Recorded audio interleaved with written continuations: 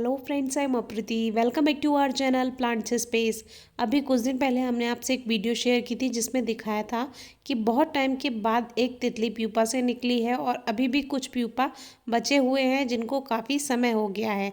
तो ऐसा सर्दियों में होता ही है, तो वो वीडियो आप डिस्क्रिप्शन बॉक्स में चेक कर सकते हैं।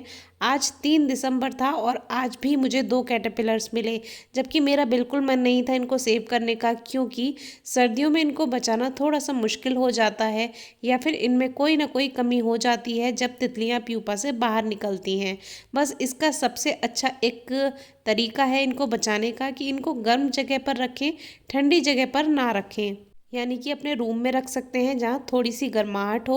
उससे क्या होता है, जो तितलियाँ होती हैं, हमने आपको पहले भी बताया है कि सर्दियों में ये उड़ नहीं पाती हैं, इनका जो ब्लड होता है वो ठंडा हो जाता है। वैसे तो ये ठंडे खून की ही होती हैं जो तितलियाँ होती हैं, लेकिन सर्दियाँ इनके लिए उपयुक्त नहीं है। सर्दियों में आपको बहुत कम तितलियाँ देखने को मिलेंगी और ख़ास तौर से तब जब धूप होती है।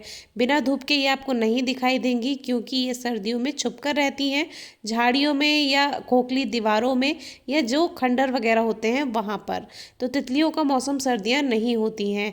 तो जो तितलियों का मौसम होता है वो ज़्यादातर गर्मियाँ और सबसे ज़्यादा रेनी सीजन में आपको तितलियाँ दिखाई देंगी। तभी ये अंडे देती हैं, तभी इनके कैटरपिलर्स हम सेव करते हैं। तो एक और तितली प्यूपा से काफ़ी टाइम के बाद निकली है।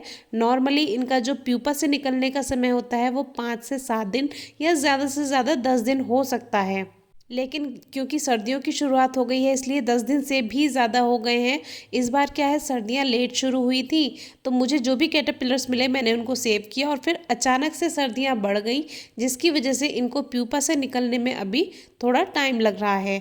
तो अभी भी मेरे पास 3 प्यूपा बने हुए हैं और 2 कैटरपिलर्स मैंने आज 3 दिसंबर को सेव किए हैं।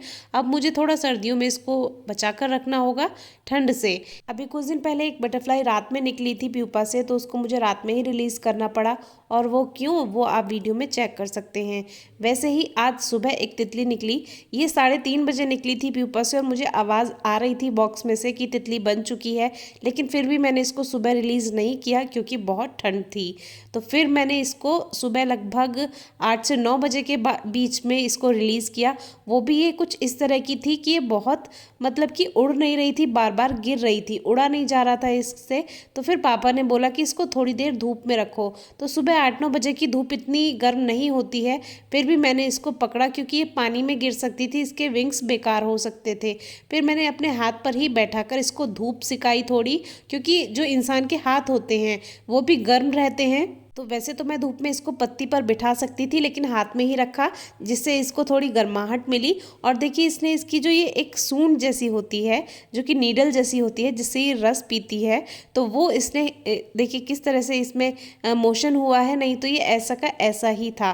फिर भी ये गिरी जा रही थी, फिर भी मैंने इसको कुछ देर धूप में बैठा कर रखा और फिर उसका जो रिजल्ट निकला वो बहुत अच्छा निकला।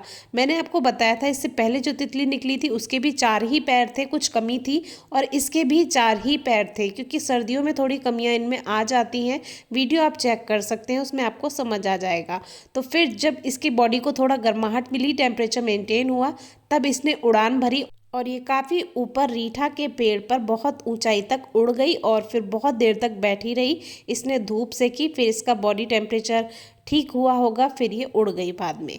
मुझे इस तरह की वीडियोस पे बहुत कम व्यूज़ मिलते हैं क्योंकि हर कोई देखना पसंद नहीं करता है, लेकिन कुछ % मेरे ऐसे व्यूअर्स हैं जो बटरफ्लाई सेव करते हैं और मेरे लिए यही बहुत है।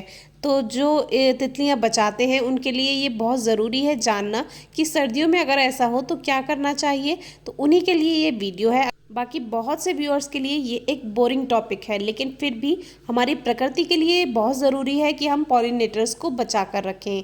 Thank you.